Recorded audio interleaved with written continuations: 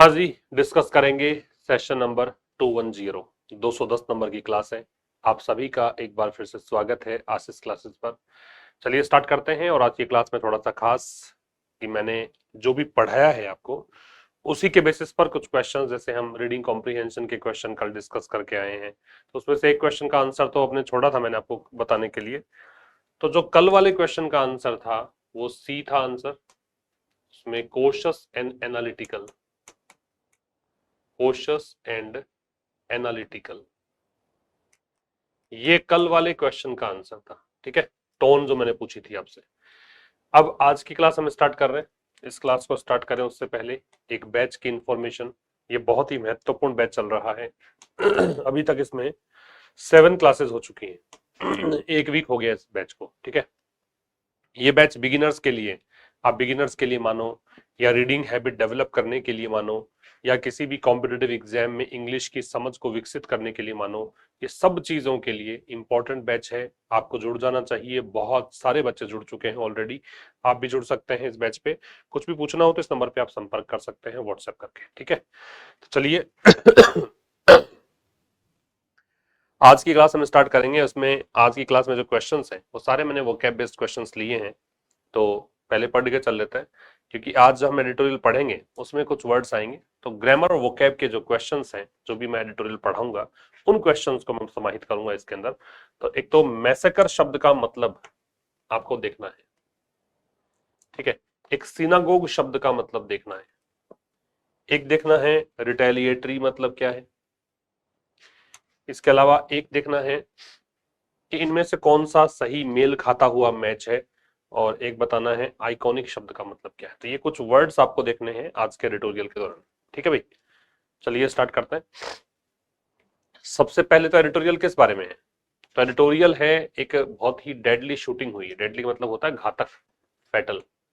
एक जानलेवा गोलाबारी हुई। कहां पर? सिडनी, ऑस्ट्रेलिया में। सिडनी में जो बॉन्डी बीच है वहां पर, एक बीच है वहां पर, इसका नाम बॉन्डी है। That targeted a Jewish gathering, और इस गोलाबारी का टारगेट क्या था? एक यहूदियों की भीड़। जूइश का मतलब होता है यहूदी। Situating the attack within a worrying rise in antisemitic incidents in Australia. इस प्रकार से ये एडिटोरियल बता रहा है कि भाई ऑस्ट्रेलिया के अंदर यहूदी विरोधी जो हमले होने लगे हैं, घटनाएं घटने लगी हैं, उसमें चिंताजनक बढ़ोतरी हो रही है। समझ में आ रही है? एक्चुअल में यहाँ पे एक जो डेडली अटैक हुआ था, गोलाबारी हुई थी, आपने भी सुना होगा। इस इंसिडेंट को हम डिस्कस करेंगे। और एडिटोरियल बताएगा कि भाई कैसे यहाँ पे यहूदी विरोधी घटनाएं लगातार बढ़ रही हैं ऑस्ट्रेलिया में, जो कि एक चिंता का विषय है। ठीक है, अब चलिए स्टार्ट करते हैं एडिटोरियल। टाइटल है मैसेकर इन सिडनी। मैसेकर होता है भाई नरसंहार, जनसंहार, बहुत बड़ी संख्या में लोगों को मार देना, जनसंहार। ठीक है, स्लॉटर कार्निज। एक्सट्रीमिज्म का मतलब है उग्रवाद या कट्टरता कह सकते हो, कट्टरता। आइकॉनिक का मतलब है प्रसिद्ध, फेमस, प्रोमिनेंट, पॉपुलर, प्रसिद्ध। ठीक है, मैसेकर इन सिडनी, सिडनी में नरसंहार, जनसंहार। और एक बार बता देता हूं मैं, बाकी मैं आपको पूरा समझाऊंगा इसको अच्छे से। एक बार बस मोटा मोटी कहानी समझिए क्या है। सिडनी में नरसंहार, जनसंहार on the Bondi beach shootings, किसको लेकर है? बॉन्डी बीच पे हुई गोलाबारी को लेकर। ये शूटिंग का मतलब क्या है? फायरिंग। इसमें जो गोलाबारी हुई उसको लेकर हम डिस्कस करेंगे। हेट क्राइम्स, हेट क्राइम्स का मतलब है किसी कम्युनिटी विशेष से अगर आप पक्षपात करते हैं, प्रेजुडिस रखते हैं, पूर्वाग्रह रखते हैं और उसके खिलाफ आप अपराध करते हैं, तो उसको हेट क्राइम बोलते हैं।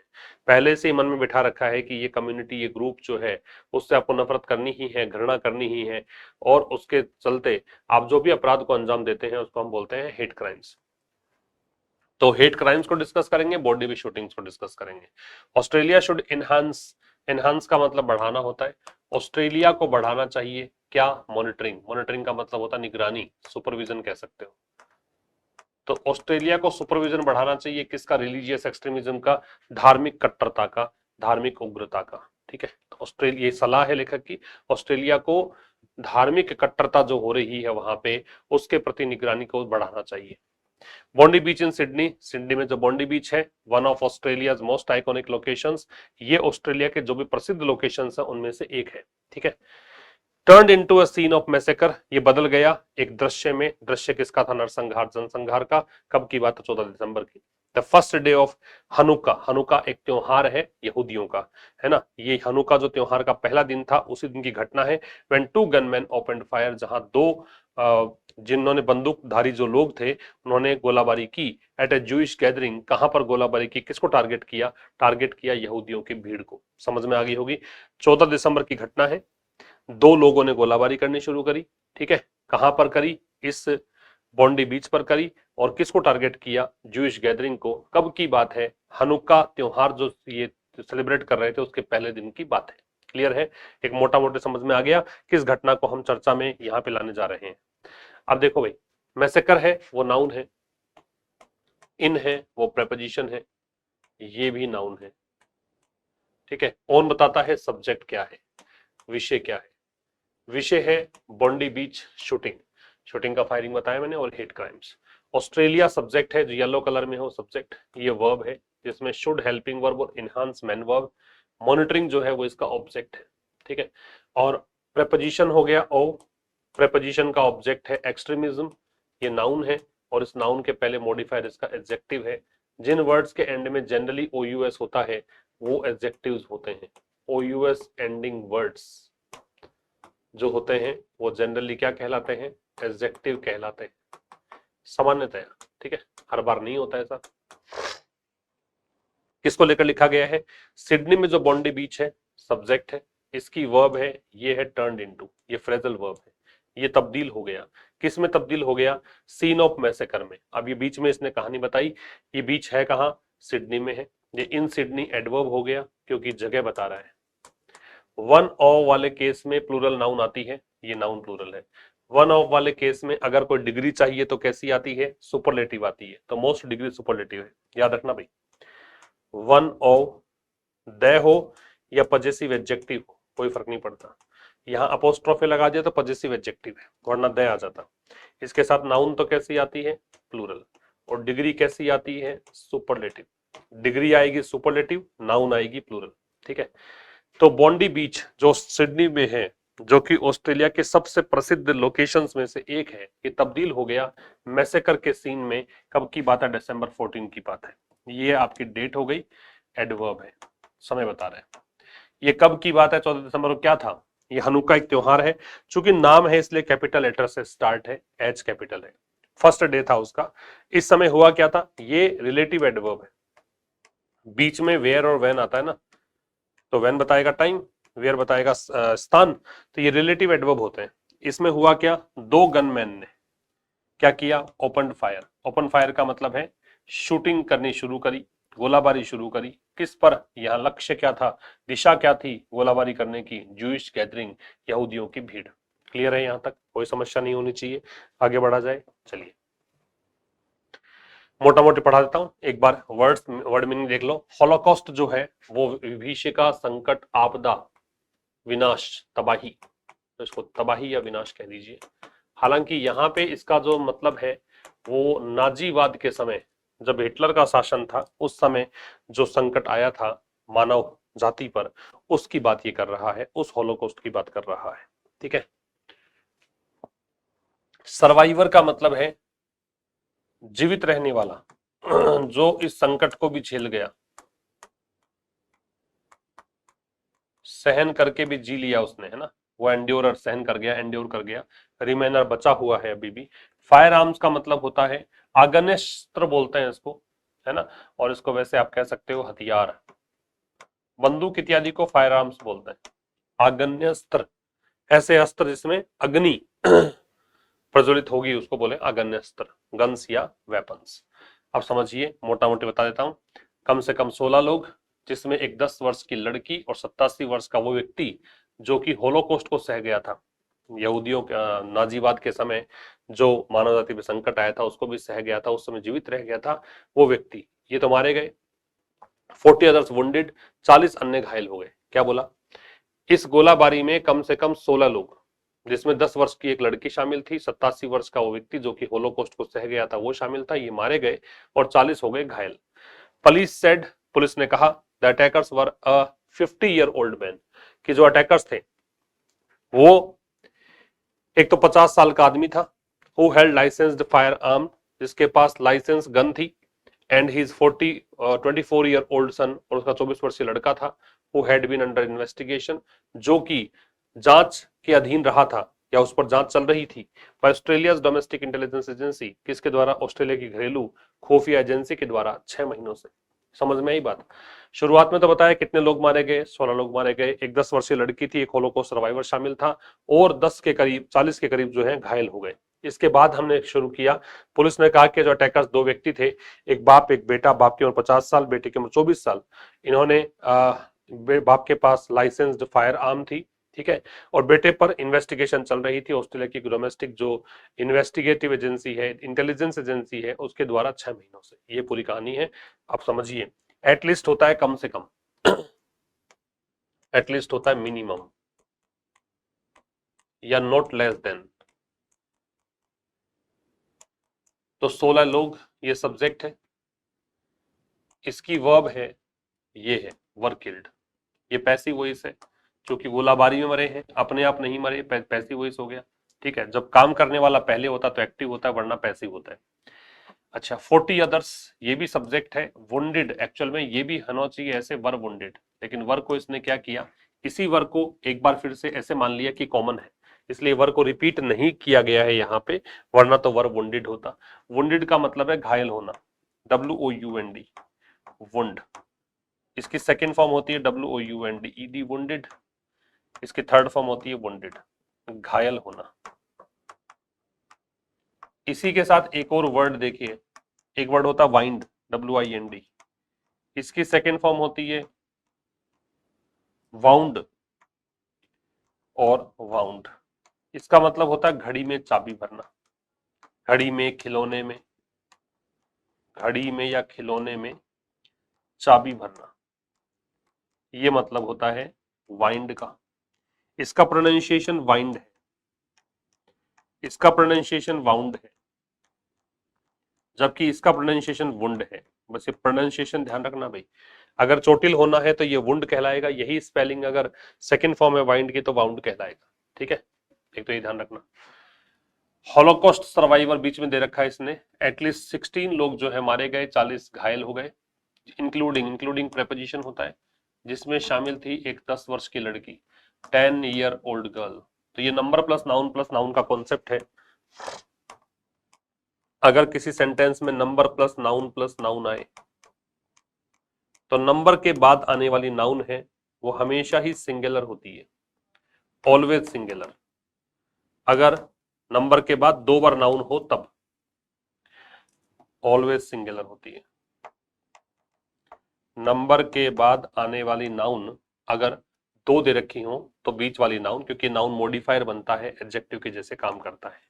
यही कारण है कि 10 यहाँ पे नंबर है, ठीक है, ये नाउन है और एक ये नाउन है, ओल्ड तो इसका ही मॉडिफायर है। तो ये गर्ल के पहले ईयर आ रहा है, ईयर्स नहीं होगा, इसलिए 10 ईयर।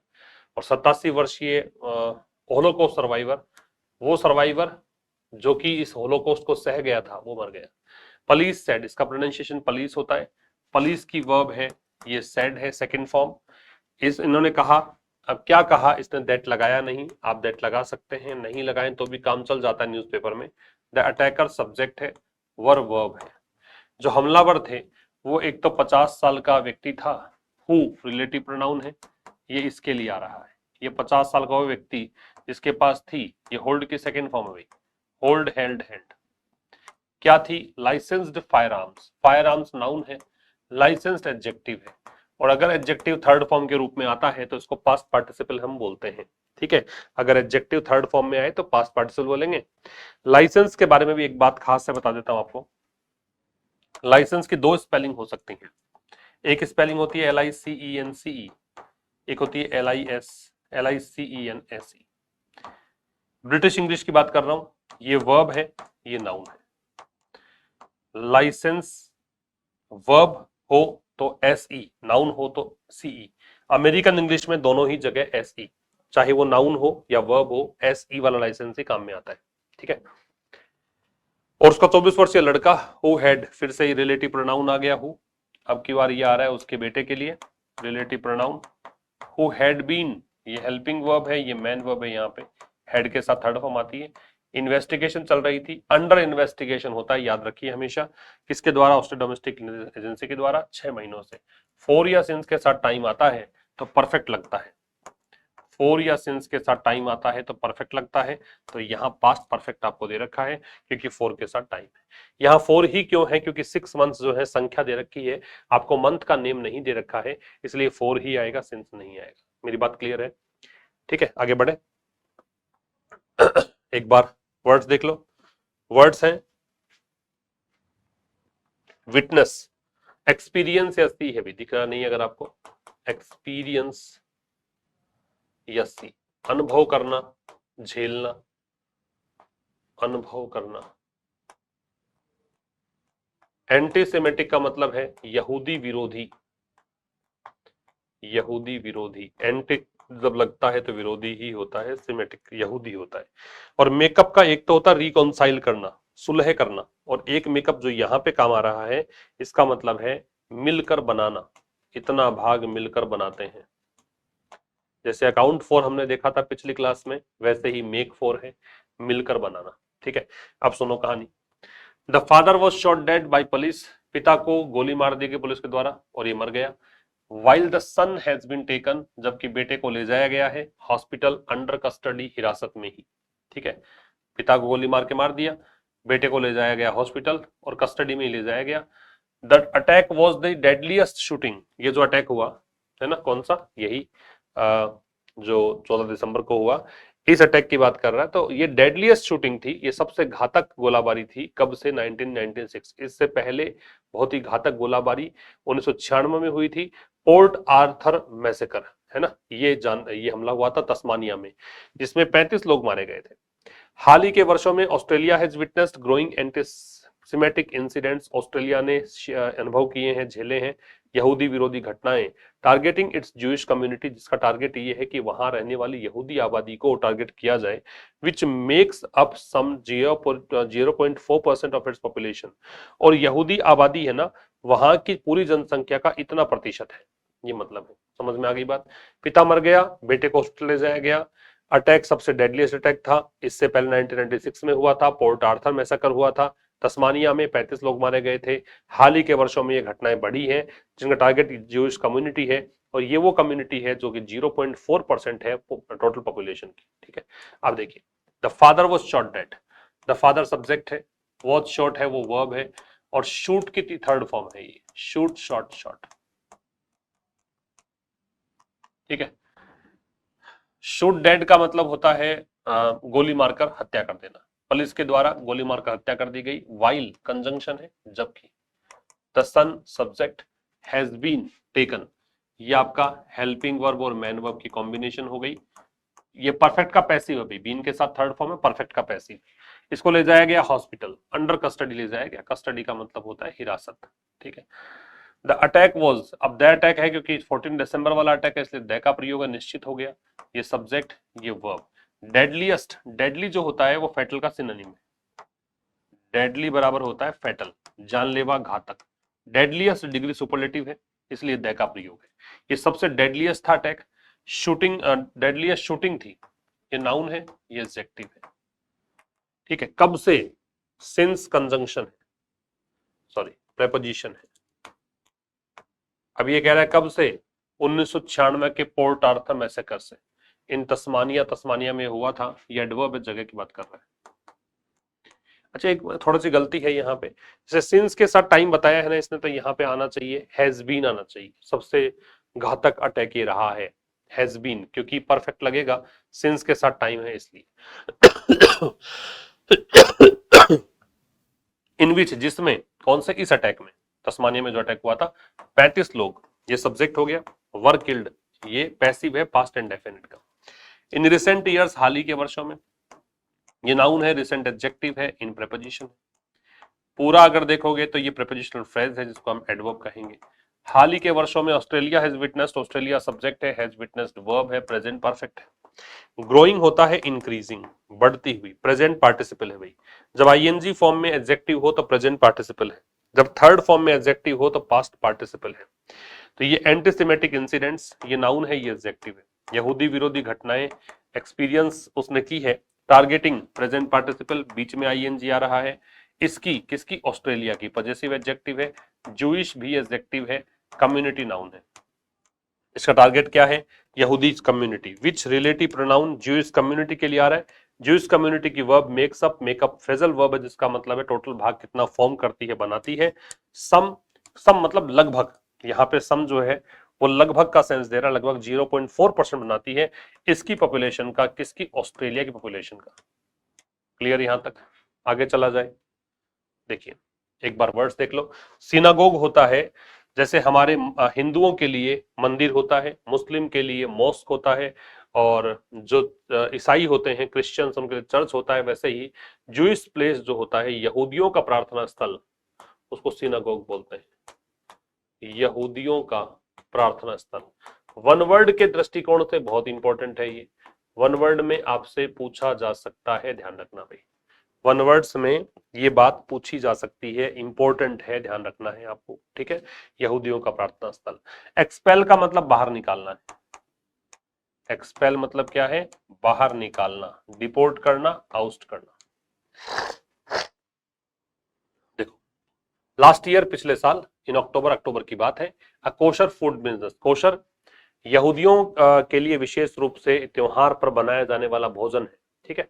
तो एक कोशर फूड बिजनेस जो था बॉन्डी में, उसको टारगेट किया गया था। दिसंबर में सिनागोग इन मेलबोर्न, मेलबोर्न में एक यहूदियों का प्रार्थना स्थल है, उस पर फायर बॉम्ब फेंका गया, बॉम्ब फेंक कर आग लगाई गई। इन अगस्त दिस ईयर, इस साल अगस्त में, ऑस्ट्रेलिया अक्यूज्ड ईरान, ऑस्ट्रेलिया ने ईरान पर क्या किया? आरोप लगाया, डायरेक्टिंग सच अटैक्स के ऐसे हमले वो करवा रहा है। And expelled the Iranian ambassador, और इसने ईरान के जो राजदूत था उसको बाहर निकाल दिया। एंड 3 अदर डिप्लोमेट्स, और 3 अन्य राजनयिकों को बाहर निकाल दिया। बात समझ में आ गई? क्या कुछ घटनाओं का जिक्र इसमें किया। पिछले साल अक्टूबर में एक कोशर फूड बिजनेस था बॉन्डी में, उस पर अटैक हुआ। दिसंबर में एक मेलबोर्न में सिनागोग था, उस पर अटैक हुआ। इस साल अगस्त में ऑस्ट्रेलिया ने आरोप लगाया ईरान पर कि तुमने हमले करवाए हैं। ईरान के जो एम्बेसडर थे, राजदूत थे, उसको निकाल दिया और 3 अन्य राजनयिकों को निकाल दिया। अब समझिए, लास्ट ईयर एडवर्ब है, पिछले साल की बात है। इन अक्टूबर ये भी एडवर्ब है, एडवर्ब से पहले एडवर्ब आ सकता है। कोशर फूड बिजनेस सब्जेक्ट है, कहां की बात है? इन बॉन्डी जगह बता रहा है, तो ये भी एडवर्ब है। इसकी वर्ब जो है वो वाज टारगेटेड है, पैसिव वॉइस से पास्ट पर, पास्ट इंडेफिनिट का सेकंड फॉर्म का पैसिव वाज वर्ब के साथ थर्ड फॉर्म से बनता है। वाइल कंजंक्शन हो गया, जबकि इन दिसंबर, इन दिसंबर ये हो गया एडवर्ब, ठीक है। अ सिनागोग ये सब्जेक्ट है, इसकी वर्ब है वाज फायर बॉम्ब्ड, ये पास्ट इंडेफिनिट का पैसिव, और ये एडवर्ब बीच में जगह बता रहा है, ठीक है। जबकि सिनागोग जो है मेलबोर्न में, वो उस पर फायर बॉम्ब किया गया, फायर बॉम्ब का मतलब बॉम्ब फेंक कर आग लगाई गई। इन अगस्त दिस ईयर, ये भी एडवर्ब इस समय बता रहा है। Australia subject, accused verb, Iran object, accuse के साथ ओव लगता है।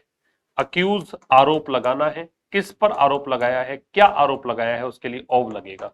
आरोप लगाया प्रेपोजिशन है तो आईएनजी। डायरेक्टिंग सच अटैक्स, सच के लिए मैंने कल भी बताया था कि सच के बाद या तो आपको नाउन लगानी होती है प्लूरल काउंटेबल, और अगर आप सिंगुलर काउंटेबल लगाते हैं, एक वचन संज्ञा गिनने योग्य लगाते हैं, तो इससे पहले फिर ए या एन का प्रयोग हमें करना होता है। क्या बताया?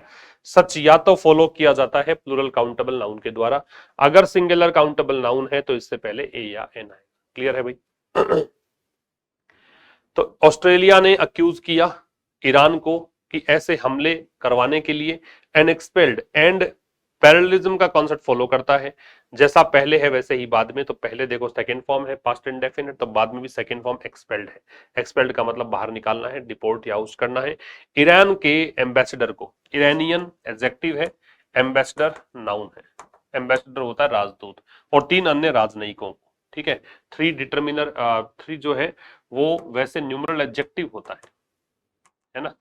अदर डिप्लोमेट्स, अदर डिटर्मिनर भी होता है। अब चूंकि 3 भी डिटर्मिनर की कैटेगरी में ही जाएगा, तो 3 अदर दोनों ही डिटर्मिनर मानो, डिप्लोमेट्स नाउन है, ठीक है।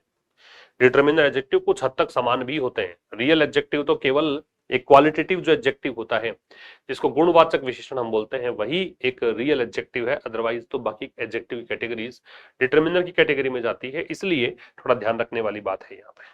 आगे चले। एक बार वर्ड्स देख लो। रिटेलिएटरी, प्रतिशोधात्मक। क्या होता है प्रतिशोधात्मक? बदला लेने की भावना से ओतप्रोत। रेप्रिजल, काउंटर अटैक, भाई आपने हमला किया फिर दूसरा भी आप पर हमला करेगा, इसको बोलते हैं रिटेलिएटरी। जीनोसाइडल मतलब क्या होता है? नरसंहार, जनसंहार से संबंधित। नरसंहार से संबंधित। जीनोसाइड से जीनोसाइडल बना है, और जिन वर्ड्स के एंड में एल आता है वो एडजेक्टिव्स होते हैं। एनवॉय क्या होता है? प्रतिनिधि, दूत भी कह सकते हो, प्रतिनिधि भी कह सकते हो, डेलीगेट या रिप्रेजेंटेटिव। क्या कह रहा समझना। आफ्टर हमाज अक्टूबर 7, 2023 अटैक। अब कल एक एडिटोरियल में आपने देखा होगा, देखना अगर नहीं देखा है तो गौर नहीं किया तो मैंने बताया नहीं, हालांकि हमास ऐसे लिखा हुआ था, आज हमास को ऐसे लिखा है इसने, ठीक है। ये वाला सही है, एक्सेप्टेबल है, ये ध्यान रखना, क्योंकि ये नाम है और नाम में अगर एस आएगा तो अपोस्ट्रोफी एस आ सकता है। कोई भी नाम जिसका एंड एस या ईएस से हो रहा है वहां अगर अपोस्ट्रोफी लगाना हो तो अपोस्ट्रोफी एस लगाया जा सकता है। लेकिन नाम नहीं हो करके अगर कोई वैसे हो, जैसे मान लीजिए मैं कहूं टीचर्स, ऐसा हो तो एक वचन में तो अपोस्ट्रोफी एस आ सकता है। लेकिन अगर ये प्लूरल हो टीचर्स तो फिर केवल अपोस्ट्रोफी से काम चलाना पड़ेगा, अपोस्ट्रोफी एस नहीं आएगा। ये थोड़ा सा डिफरेंस याद रखिएगा आप। लेकिन हमास चूंकि नाम है, एस दे रखा है लास्ट में, तो अपोस्ट्रोफी एस लगाया जा सकता है, ठीक है। तो देखो, आफ्टर हमास अक्टूबर 7, 2023, हमास का जो 7 अक्टूबर 2023 का हमला था ऑन इजराइल, किस पर? इजराइल पर। एंड इजराइल रिटेलिएटरी जीनोसाइडल वॉर, और इजराइल के द्वारा प्रतिशोधात्मक या बदला लेने की भावना से ओतप्रोत जो नरसंहार वाला युद्ध था पैलेस्टीनियंस पर गाजा में, antisemitic incidents in Australia rose by 316%। तो इसके बाद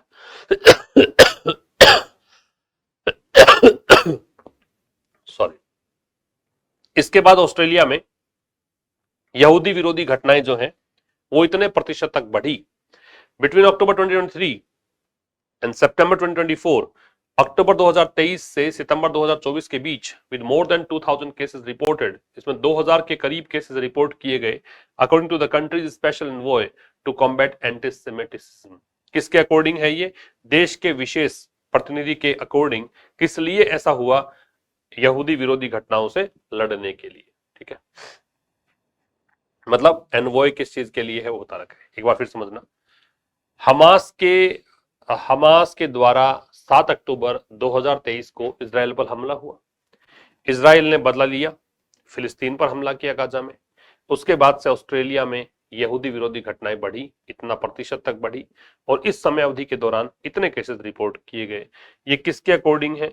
ये देश का, मतलब ऑस्ट्रेलिया का जो विशेष प्रतिनिधि है ना, और ये किस लिए लगाया गया है इनको? एंटीसेमिटिज्म को कॉम्बैट करने के लिए, उसके अकॉर्डिंग ये डिटेल है। क्लियर है? समझिए, ये हो गया आपका एडवर्ब, क्योंकि टाइम बता रहा है। इसके बाद 7 अक्टूबर 2023 के अटैक के बाद, अटैक नाउन है, अटैक अगर वर्ब होती है तो ये ट्रांजिटिव वर्ब होती है, सहकर्मक क्रिया होती है, इसके बाद में प्रेपोजिशन नहीं लगता है। लेकिन अगर अटैक नाउन के रूप में यूज किया जाए तो अटैक के साथ हम ऑन लगाते हैं। अटैक अगर वर्ब है तो प्रेपोजिशन लगेगा नहीं, नाउन है तो ऑन लगेगा, ठीक है। तो हमास के 7 अक्टूबर 2023 के अटैक के बाद इजराइल पर अटैक हुआ, और इजराइल का ये वॉर, ये नाउन, ये एडजेक्टिव, ये भी एडजेक्टिव जीनोसाइडल, वॉर नाउन। अब ये प्रतिशोधात्मक युद्ध किस पर? फिलिस्तीनियों पर। कहां पर? गाजा में। ये एडवर्ब, क्योंकि जगह बता रहा है। इसके बाद ये हुआ, यहां से सेंटेंस स्टार्ट है। एंटीसेमेटिक इंसिडेंट सब्जेक्ट है, कहां पर? ऑस्ट्रेलिया में। जगह है, एडवर्ब है। रोज वर्ब है। राइज की सेकंड फॉर्म है। राइज सेकंड फॉर्म होती है, फर्स्ट फॉर्म होती है। रोज सेकंड फॉर्म होती है। रीजन थर्ड फॉर्म होती है। तो ये बढ़ी घटनाएं, कितनी तक बढ़ी? बाई का मतलब है तक, इस लेवल तक बढ़ी। बिटवीन के साथ एंड लगता है, ये एंड आ गया, इस समय के बीच। और इसमें 2000 से ज्यादा केसेस रिपोर्ट किए गए, मोर देन डिग्री कंपैरेटिव बताता है। किसके अकॉर्डिंग है? देश के विशेष एनवॉय के अकॉर्डिंग। और एनवॉय किस लिए है? To combat antisemitism. यहूदी विरोधी घटनाओं से लड़ने के लिए। ये होता है कॉम्बैट का मतलब फाइट करना। क्लियर है भाई? कन्फ्रंट करना भी हो सकता है।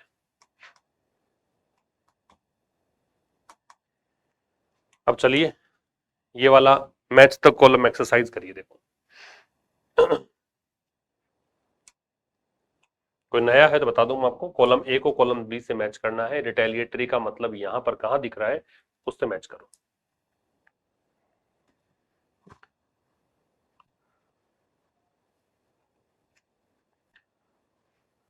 क्या गया? रिटेलिएटरी कहां है? ये होता प्रतिशोधात्मक। प्रतिशोधात्मक कहां है? हॉस्टाइल और प्रेजुडिस्ड अगेंस्ट जूज इवेंट्स और occurrences acts then response to an attack. ये आ जाएगा सी, कि वो कार्य जो किए जाए, एक हमला हुआ उसके रेस्पॉन्स में जो कुछ भी किया जाए। जीनोसाइडल क्या होता है?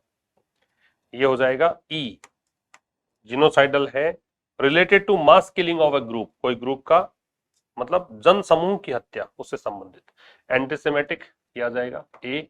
यहूदी विरोधी ए। इंसिडेंट्स घटनाएं, इवेंट्स और अकरेंसेस बी।